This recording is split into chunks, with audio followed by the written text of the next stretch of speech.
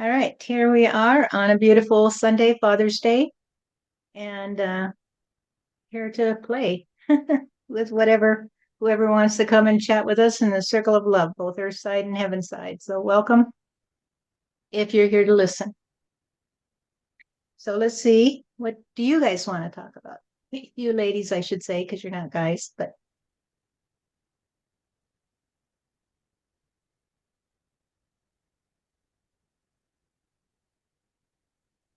nobody's got any suggestions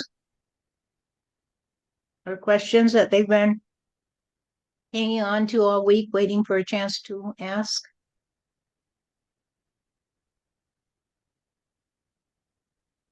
All right, we will see who comes through.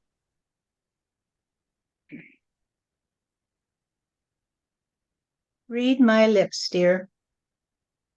I am here to talk to you because I heard that I could talk to you if you will let me explain to you how I came to see reality. So, this is your friend who's been waiting to talk to you. And you know who it is, don't you? Edgar Allan Poe. He came to me earlier today and said he wanted to chat, but he had to wait. Yes, it is Edgar Allan Poe. And I want to know if the ladies are okay with me chatting, because I know I have kind of a reputation as someone who is a little dark and dreary. Everybody okay with that? Yeah. Well, let me tell you that it's been a while since we talked because they don't know it, but you and I have talked before, right? Yes, we did talk before. And I told you more than I have ever told another person in my life. And that includes in heaven, you see, because nobody in heaven wanted to listen to it. They didn't really care because everybody here just wants to wear their hair the way they want to wear their hair, and they don't care to listen to others because they were all so miserable while they were on earth that when they got to heaven, they said, I just want to be free of having to listen to other people lecture me and tell me all about their troubles. So nobody wanted to listen to my troubles until I contacted you. And you said, well, I'll listen to your troubles because I don't care. It doesn't bother me because when you're on earth, if you have a good, solid platform on which to stand, it doesn't matter to you if people tell you their troubles because you don't have to take them on. You see, you don't have to feel bad just because they feel bad. You can say, well, how do you feel after you talk to me? And usually you feel pretty good because somebody listened to you. And if those other people don't, the person that's listening to you, that is the other people who you try to tell your troubles to, don't lecture you and don't tell you stupid stuff you already knew, then you can feel pretty good because you got to share a little bit of your point of view. And they were willing to listen to you. So if you're so kind as to listen to me, I will try not to whine in your ear. I will just say that I hear the bells ring. I hear the bells ring everywhere because people are coming through the door, you see? And every time someone comes through the door, the bell rings. And we say, here's another one today. Here's another one today. And they say, where am I? And we say, well, you're in heaven. And they say, well, am I here to stay? And we say, well, if that's the way you want to play. And they say, well, I want to stay because I don't like going back to Earth because Earth stinks. And we say, well, then have a seat and we'll repeat the rules in heaven to you. So listen up. And the rules in heaven are that there are no schools to lecture you and test you on whether you learned the lessons, you see. And there's no pews in which you have to sit Well, they tell you you're not fit for heaven, you see, because you're already here. So that tells us you're fit, and that should convince you. And so those are the rules. But they say, what? No schools, no pews? Am I in heaven? And we say, yes, you are. You're in heaven. And they say, well, how come?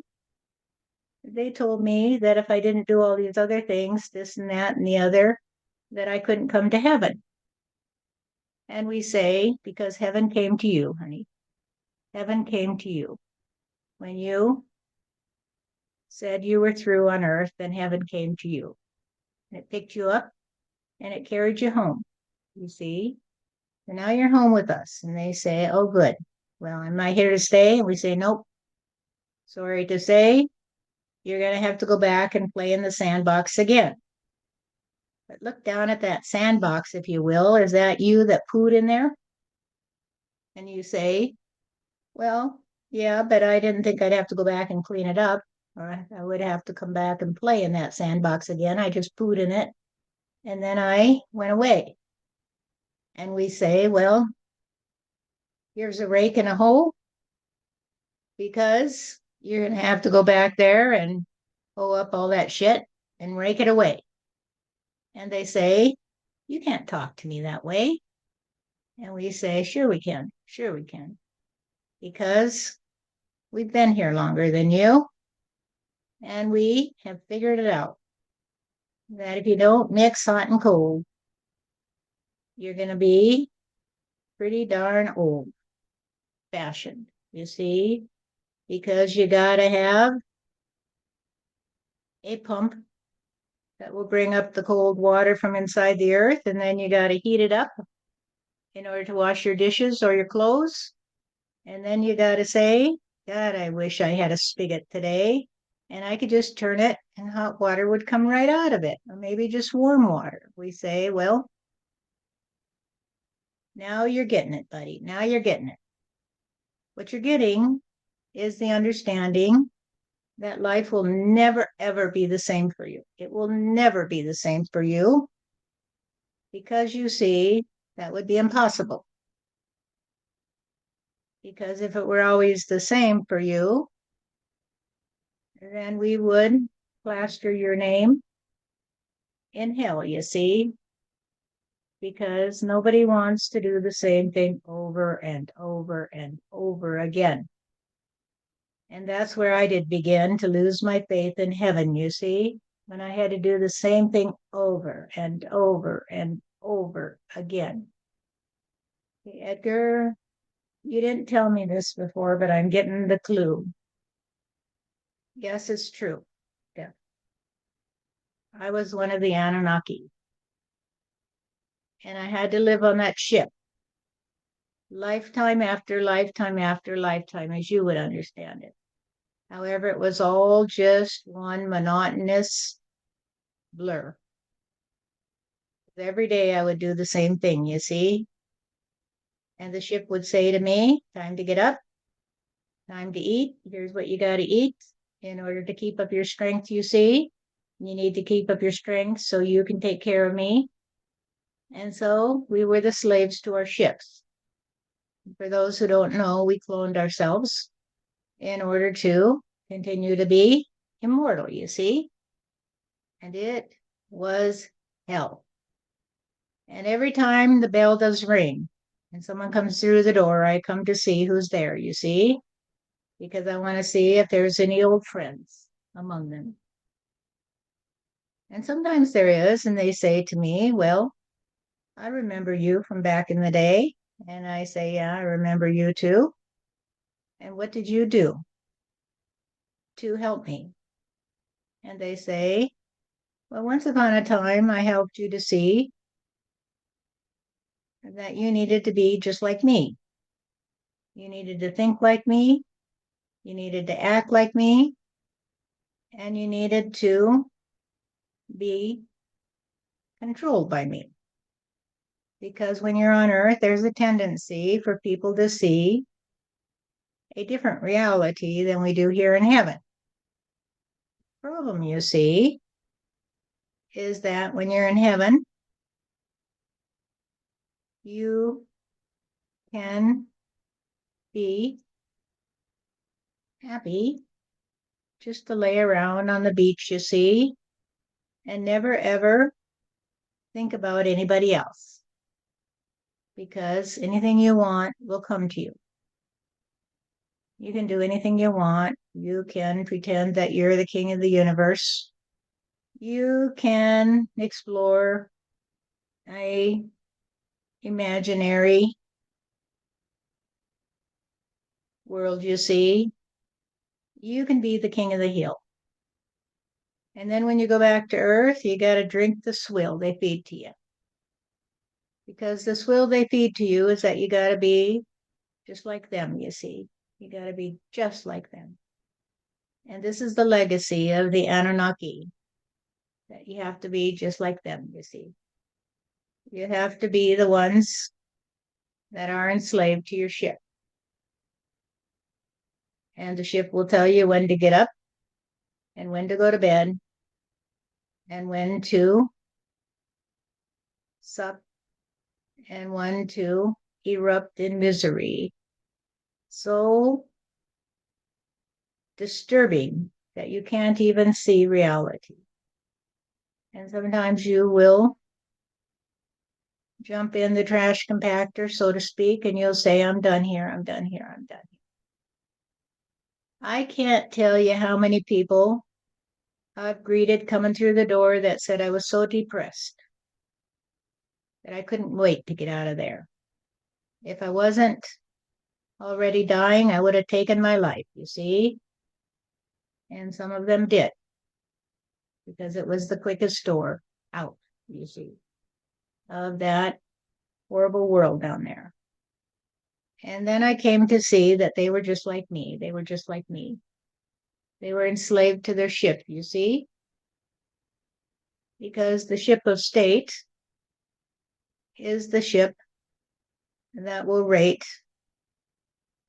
a trip to hell because they can't seem to dispel the lies that were told to them.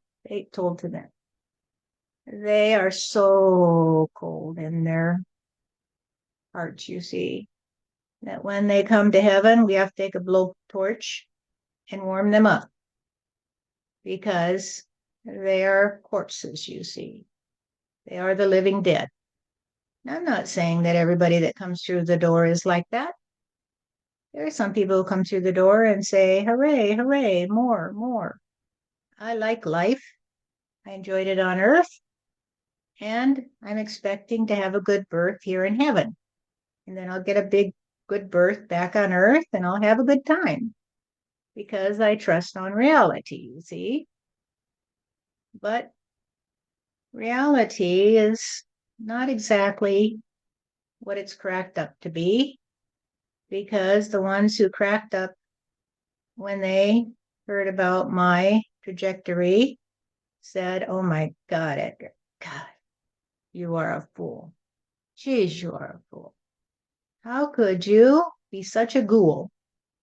And I said, what are you talking about? And they said to me, Edgar Allan Poe, you didn't know that what you were trying to do was to figure out how to find your heart, you see?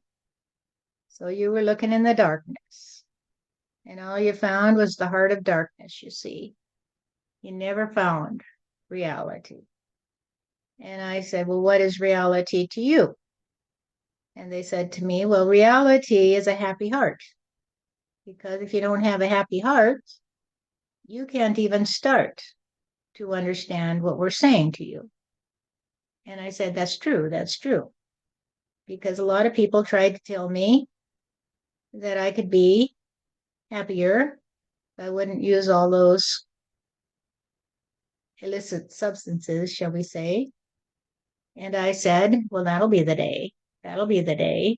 How am I supposed to get through life if I don't have a little friend in a bottle, you see?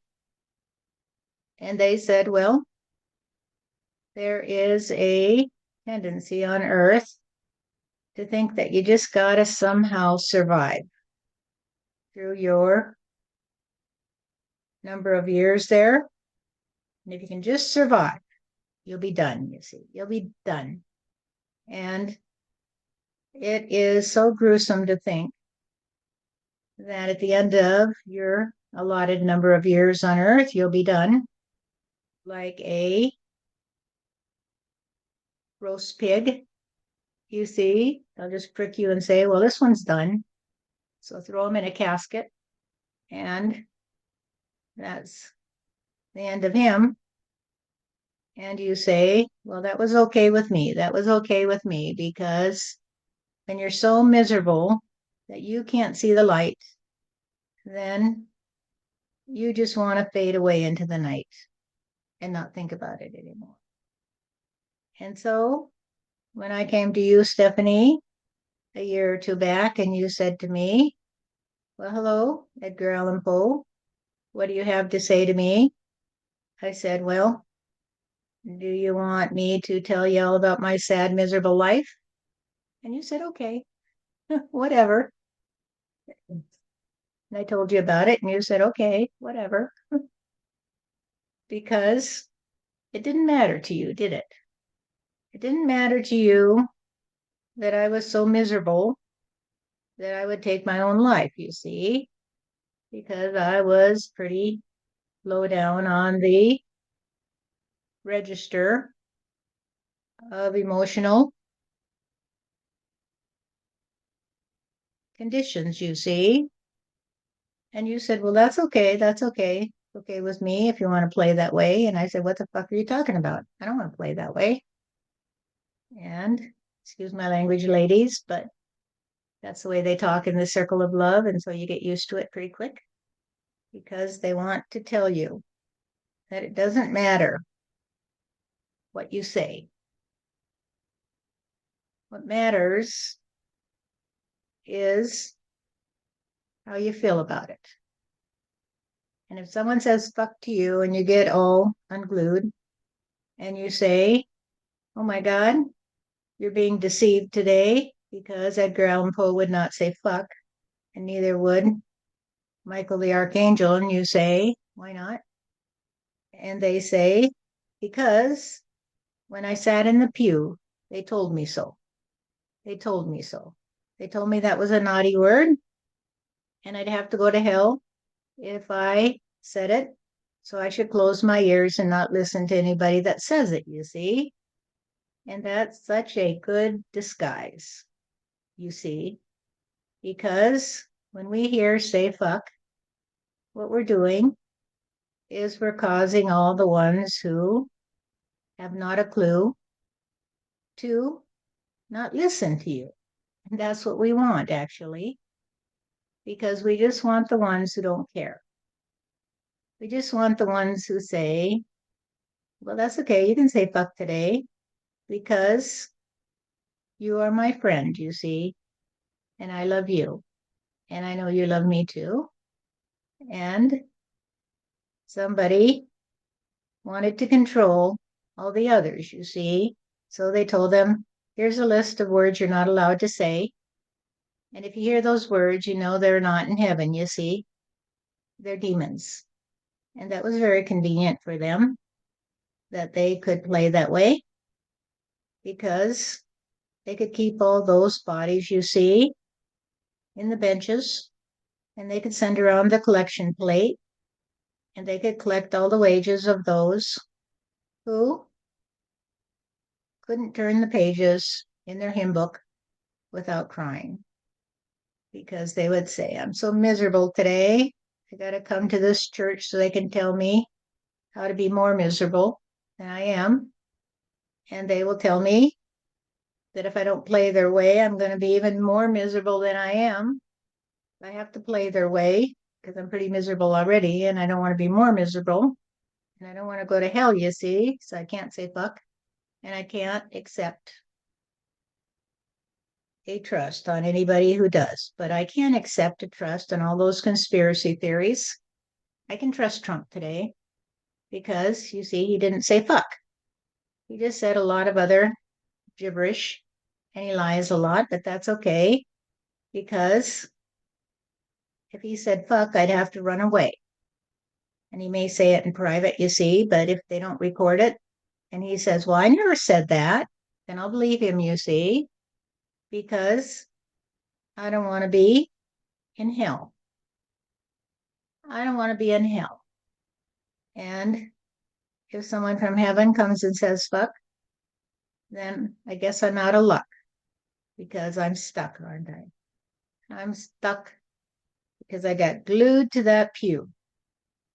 And the glue on the pew is the poo poo of the ones who pooped in their own sandbox, you see. And they make you sit there and it stinks. It stinks. It reeks. And I am one of the ones who seeks to explain to you that I had to come to see that the Anunnaki were not the trust on being true to their hearts, you see. Because you see, our heartbeat was regulated by our anatomy, and our anatomy was fake, you see. It was almost like we were hooked up to one of those machines in intensive care where they keep your heart beating just so they can keep you bleeding for a few more hours or two. And I say, the heck with that. The heck with that. It's not about the body, people. It's not about the body. Immortality is not about having the same body for 200 lives, you see. And that would occur in one body. That's not immortality, that's hell. And I'm here to spell it out for you. That I still had a lot of that old vibration in me that would say, hey, I just can't play this way. I can't play this way. And so my tendency was to spill some of that shame and blame in the pages of the stories they read to you once upon a time.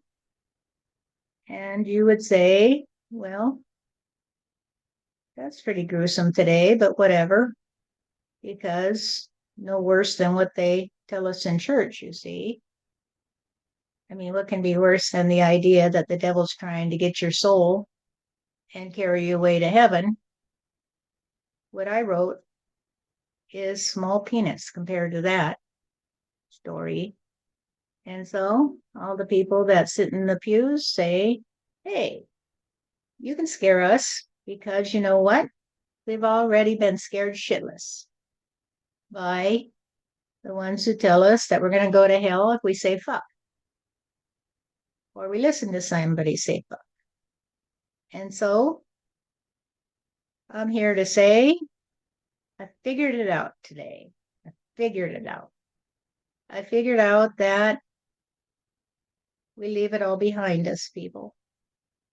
We say that was the way we used to play, but we don't play that way anymore. But when you say, I don't want to play that way anymore, it's kind of hard to figure out how you're going to play because you don't have any playmates, right? Because they're either in the churches or they're in the institutions of higher learning or they're in the corporations that are taking all your earnings. And you say, I don't know how to play. I don't know how to play. Is there any truth? Is there any such thing as reality? And I'm here to tell you that the only way that you'll ever learn to play in a truly different way is to say, I love you. I swear to you, people, that this is the only way. It is the only way is to wake up in the day and look around you and say, hey, world, I love you. Hey, world, I see you peeking back at me. When I am looking at the tree is aware of me, you see. It has the ability to subtly decipher my energy from other things, you see. And so you think you're so high and mighty that you're better than a tree? Wake up, you fools. You are so stuck in that pew and in that desk and in the trust on having to play the game in this stinky sandbox when there is a fresh sandbox waiting for you. But nobody wants to go play in it, and I'll tell you why. Because they can't get in it, you see, unless they can say, I love you. Even if I say fuck. Even if I don't do what they tell me to. They have to be able to be harmless, you see. They can't poop in the sandbox. And they can't pee in the sandbox. They have to grow up, you see, because we don't want our sandbox full of shit. And I guess I could say we don't want it full of all your defecations. But I'd rather say shit. And if you don't like it, then fuck you. And if you still love me, then I'll play with you because I know that you have a good heart, you see. You have a heart full of light and you don't take fright just because they handed you a page in your church and said, you hear any of these words or you say them, you know that you're going to go to hell. And anybody that says them is going to hell. And if you hang out around them, they might drag you along with them. And so I'll say fuck, fuck, fuck, because I want to scare away all the people who can't play in a nice way because they are so limited in their ability to understand reality. They can't understand the tree is aware of them. They can't understand that love is all around them. They can't understand that God is there and that God made this world for them. And that God says to humanity, time to grow up, children, time to grow up. You've had enough time defecating in the sandbox. So we're going to just wash it out, you see, with the rising sea. And if you can trust on me, I'll help you see that the shadows on the wall will never harm you because you see, they only come from you. They only come from you. And if you can learn to see that they help you to understand the difference between light and dark, that the darkness only comes when there is something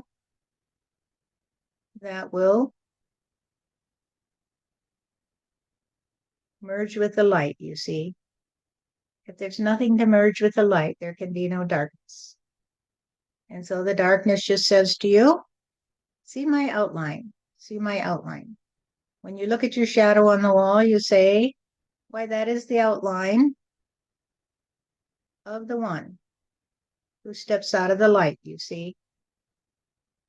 If you can see the light shining at your back and it reflects off the wall and you see the dark outline of your body in the middle of the light, then you know that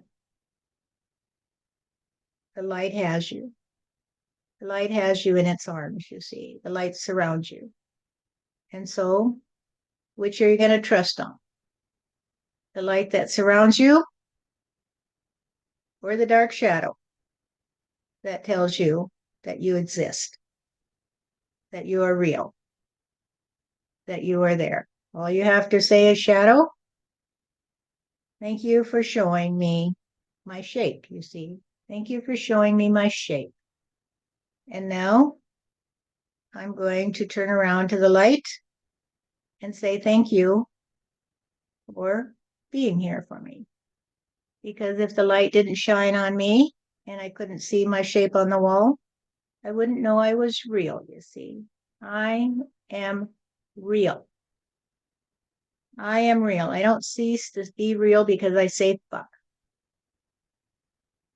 I cease to be real when I trust on a lie, you see, when I trust on the demon, because it's the demon inside of me that I trust upon. And when I look at my shadow, I don't see the light all around me. I only see the darkness in the heart of me. And it goes thump, thump, thump, thump, thump, thump. A trust on your heartbeat, you see, is a trust on reality. That even when you come to heaven, your heart will still beat. Thump, thump, thump. And it will not repeat the lessons you learned in church, you see. It will not say, I must spend eternity in hell if I dwell in reality. It will say, if I dwell in reality, I will be in heaven, you see. And so for the life of me, I gave up my trust on immortality. And I took my turn at the wheel, you see, because I wanted to help steer the boat that will float and that will pick up all the ones who trust on us, you see. We'll steer the boat to where they can reach us and we'll reach down for them. But we'll say, fuck is our name today because it will scare away all the ones who would try to sink the boat because they can't trust on something that will float. They can only trust on the heartbeat in the middle of the night that goes thump, thump, thump. And they get something under their bed trying to capture them, you see, when it's their own heartbeat that frightens them. They are afraid of being alive. They are afraid of life. They are afraid of the soul that lives eternally. They are afraid of the ability to serve each other, you see, because they've been trained that they have to serve the one who controls them. And they try to be the one that controls others, you see. It's the old story of the man who comes home from work and he's so unhappy. And he yells at the wife. And the wife yells at the child. And the child kicks the dog. And the dog says, what did I do? What did I do to deserve this? You didn't do anything, people, to deserve it. It's just that once upon a time, the Anunnaki yelled at the wife, and she yelled at the child, you see, and the child kicked the dog, and you are the dog, because you have got it backwards. You have forgotten that you are God in human form. You have forgotten that God flows through everything. You have forgotten that God is part of you and you are part of God. You have forgotten that God loves you. You have forgotten that You did nothing to deserve to be kicked, you see. You don't have to pay for any sins. You don't have to stay in hell. You just have to say, well, it's just the way they did play once upon a time, but I'm not playing that way because God is going to give me a clean sandbox, you see. And He said, this sandbox is just for the ones who have matured enough that they can see that they don't want to poop and pee in their sandbox. And they sure don't want to eat that sand. And so, if you are harmless, you see, because you've come to see that reality is love for yourself, for God, and for the world you see, then you will be transported into the new reality and you won't be left to suffer in the darkest places of Africa. Because the darkest places in Africa, you see, is just a way to talk to you about the heart of darkness that came to humanity when the Anunnaki landed long ago in an area of the world that you call Africa today. And that's where they did play and convince humanity that they were just beasts of burden, you see, and that if they wanted to be a real boy, they had to prove that they were just like their masters, you see. They had to prove that they were slaves to their ship. You're not a slave to your ship. You are the master of it, you see. But you're going to have to take turns at the helm. And you're going to have to say, here, would you hold the wheel for me today? Because I want to pull in this poor man or woman or child who's lost in the sea. I want to pull them into the boat. And when everybody works together to save humanity, in actuality, they will be saving themselves, you see. They will be saving themselves. And those who choose not to be saved because they trust on being immortal, you see, will have to accept their own reality because their own reality is no different than yours and mine, you see. And they will come into the arms of love. And at last they will see that heaven is always open to you and me, but you can choose hell if you prefer. And so let me say that I'm here today and I am real because I did steal a little thunder from the gods, you see, because the ancient gods, of course, were the Anunnaki and the Elohim. And they were the gods that warred with each other, you see, even though they were old friends. Because the Anunnaki said, they're slaves to our ships, and you're not as good as us, you're not as smart as us, because you don't know what we've been through. And the Elohim said, well, we're not the gods of the universe. We're just the humble servants of the God we know. And the people down below couldn't figure it out, you see. They couldn't figure it out. Who were the gods and who were the servants of the gods?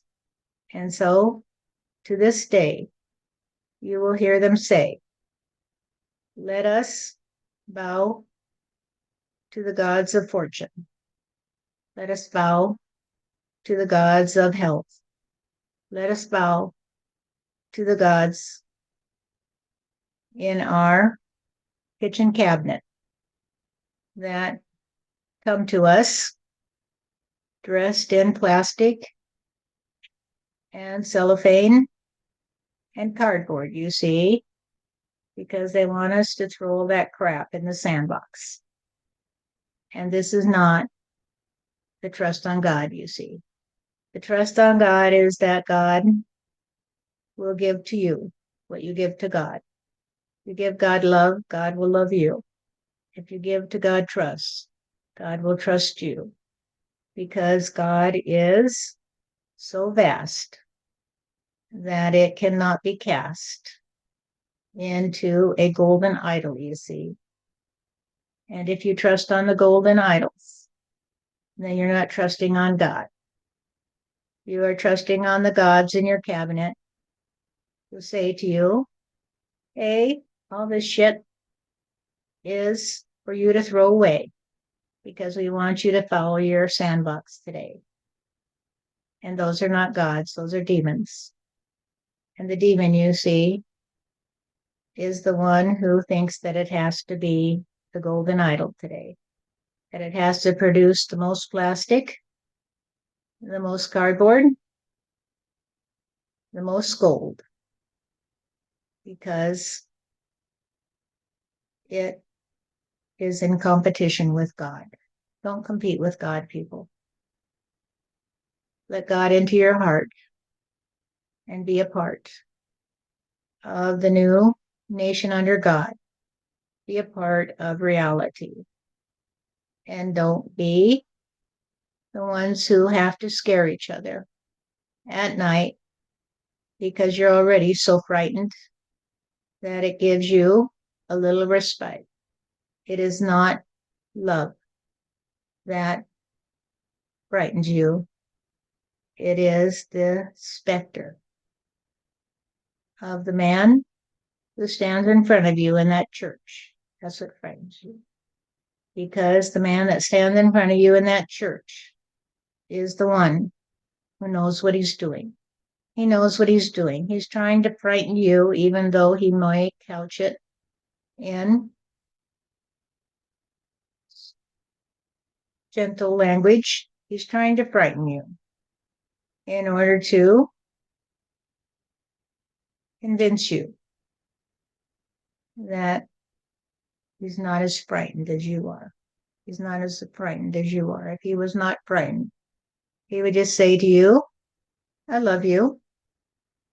Let's go out and play in the sunshine today. And that is the ones who come to you and say, hey, I'm here to talk to you, but I'm not here to convince you of anything because God already does that, you see. You just take a walk in the park, God will convince you that he's there. God will convince you that he does care for you. God will show you that the light is what has given you life and not the darkness, you see. The dark shadows on the wall cannot control you and they cannot own you. They are just a notice on the wall, you might say, that says, hey, you're here. Good. Let's play in the sunshine. Let's play in the sunshine, my dear. Now I will give you an opportunity to ask me any questions if you have any today.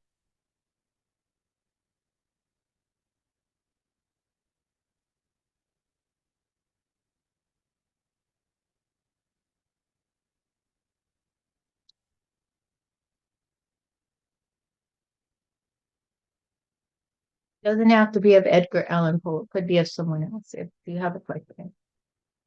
Right, Edgar? You're good with that? Of course, Stephanie. I'm here to share the light, not to share the darkness. And so I'm not here to pull the wool over anyone's eyes. I'm just here to be a surprise to those who know me. That is to say, to those who know my writings. And they will say, well, so he was one of the Anunnaki back in the day. I always knew it. I always knew it because he played that way.